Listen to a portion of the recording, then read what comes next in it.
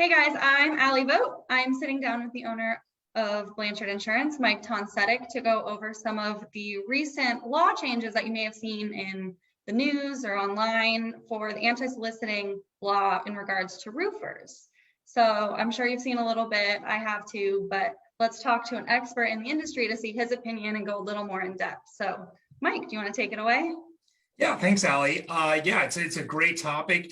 And as disclaimer, I just want to say that it is a good thing that the state of Florida is finally getting involved all the way up to Rick DeSantis on help curbing or trying to fix this problem that has actually been going on for a long time, and it is really affecting everybody from the insurance carriers down to the homeowners to the insurance agents. So it's a problem that's affecting everybody. So again, as disclaimer, I just want to say that I think it's a good thing that reform is happening. Now, my opinions on the reform and its effectiveness may be a little bit different.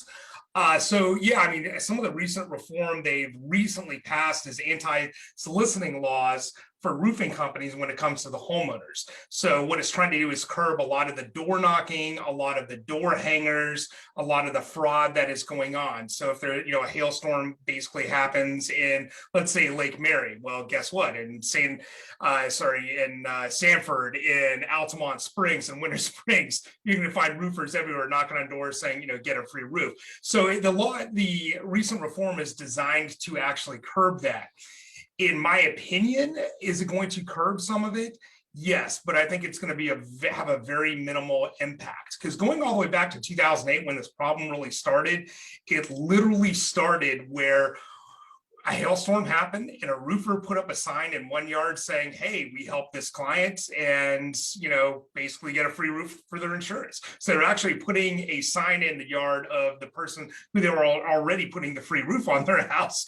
So I think that's going to continue, because I don't believe the law addresses that. If they're already a client of the roofing company, they can put up those signs in the yard all day. And since that's kind of really how the problem started, and it just kind of spread rapidly, where one neighbor came over, I said, you got a new roof, and then the next neighbor, that kind of had a domino effect. So I think that is like one of the major problems, and I don't see any reform where that has really changed. So I think the roofing companies will kind of reevaluate their marketing, but I think it's a very small step in a bigger problem. So I think it's really not going to have that much of an effect as people think. I gotcha. So they can't go directly knock on your door, but they can put up signs for you to see. And does that apply? Can they still do like billboards and marketing in that form, or how is it? Oh yeah, absolutely. You're not going to see the billboards away, because this law is designed to target the individual homeowner, so to protect them from somebody door knocking. So it's really almost kind of like a privacy law. But there's nothing stopping a roofer from going up and putting a billboard similar to like a Nan Newland billboard and saying, hey, I got Allie a free roof. Here's a picture of a $20,000 check. There's nothing stopping them from doing that. There's nothing from stopping them from driving a truck through a neighborhood that's got an advertising wrap on it. There's nothing stopping them from doing that. They just can't target market. So what they're going to do is kind of take a page out of an attorney's playbook and just go mass marketing. I mean, when's the last time you had a door hanger that basically said, call Morgan & Morgan if you fell? See, there's no targeting market on the attorney side. They've never had to do it. It's just mass marketing.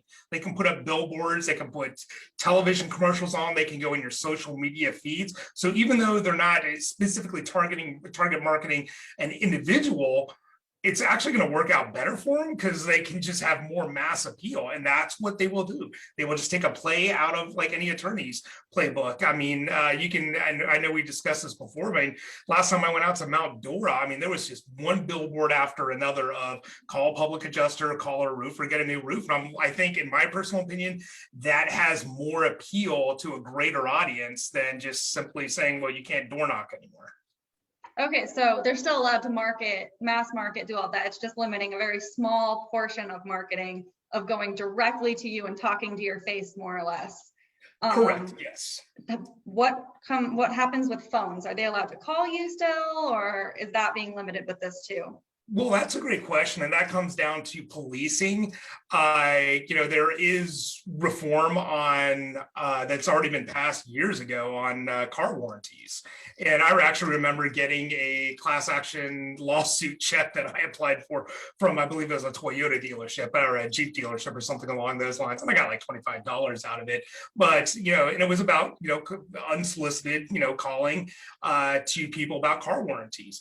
Well, now every time you're still getting the same calls, you're getting it more so than before. You're getting 3 or 4 phone calls a day, but guess what? They're just coming from offshore. I mean, if like you hit redial on them, they're probably in South America, probably somewhere over in Asia. So they're just going offshore. There's nothing stopping a roofing company from going offshore and using phone solicitation services to come into the United States. So again, it's going to continue. They're just going to, since the rules have changed, they're just going to find a couple of loopholes in order to play by those rules going forward.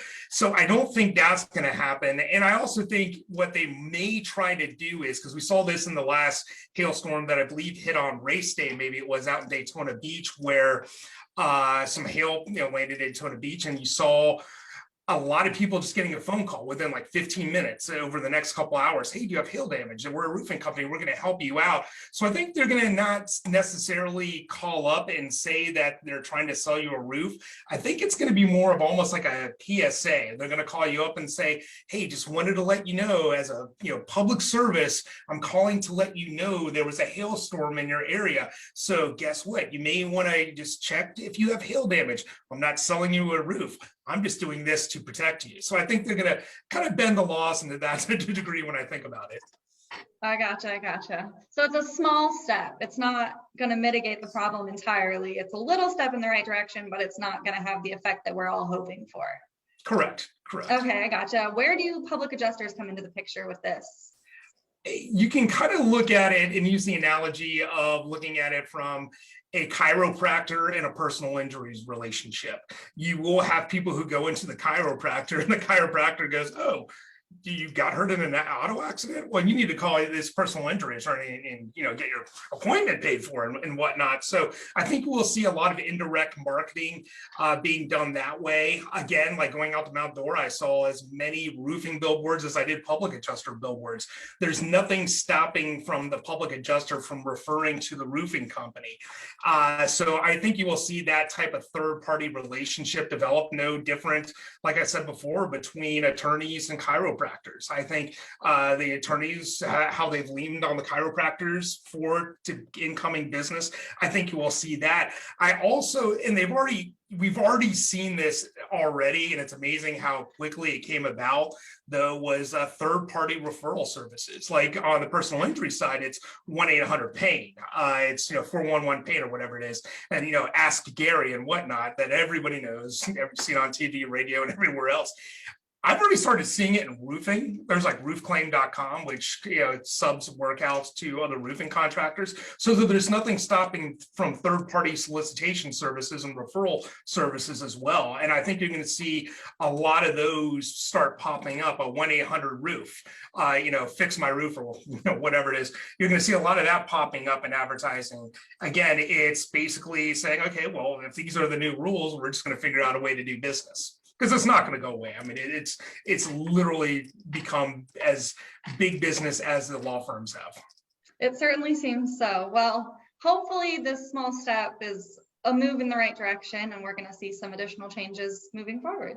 Yeah, and then to one last thing, just to add, it comes down to policing, and a lot of this reform is put on the shoulders of the consumer to actually report this going on. So somebody comes, knocks on your door, Allie, for offering a free roof. Well, the state of Florida is not going to know that. You're going to have to actually report them to the state of Florida in order to get them in trouble or get them fined. Well, it seems like it's a good thing. A lot of this policing is being put on the consumer. And I can tell you, I've never really called, the state of Florida or the police or anybody else on a car warranty company calling me up. So I don't see a lot of whenever you put the policing on the individual, especially in this certain situation, like a car warranty, they're obviously trying to sell you something for money, but the way these roofing companies are selling to the homeowner is it's a free benefit.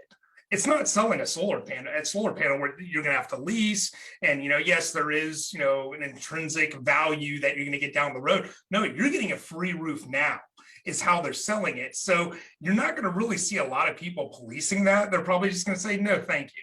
They're not going to say, like, oh, this is a ripoff, this is fraud, because it's free. That's how it's being pitched. So again, as far as policing goes, in regards to, the actual homeowner, I don't know. I'm not too optimistic about that, unfortunately. I understand, it makes sense. I will say that if it does happen to somebody out there, feel free to call us. We can guide you on your next few steps. If you just want to let us know. If you're nervous to report somebody, give us a call. We're happy to help point you in the right direction and give you some guidance on that. So, yeah, anything else, Mike? Absolutely, and agree. Again, I think it's a step in the right direction.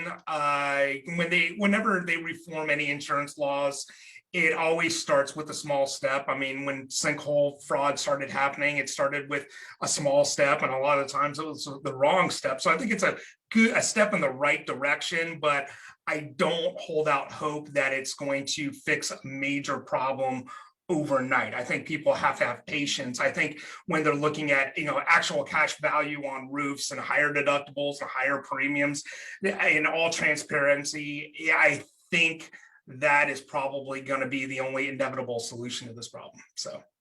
Gotcha. Makes sense. Well, thank you for going over the changes and the new law that's going into effect on July 1st.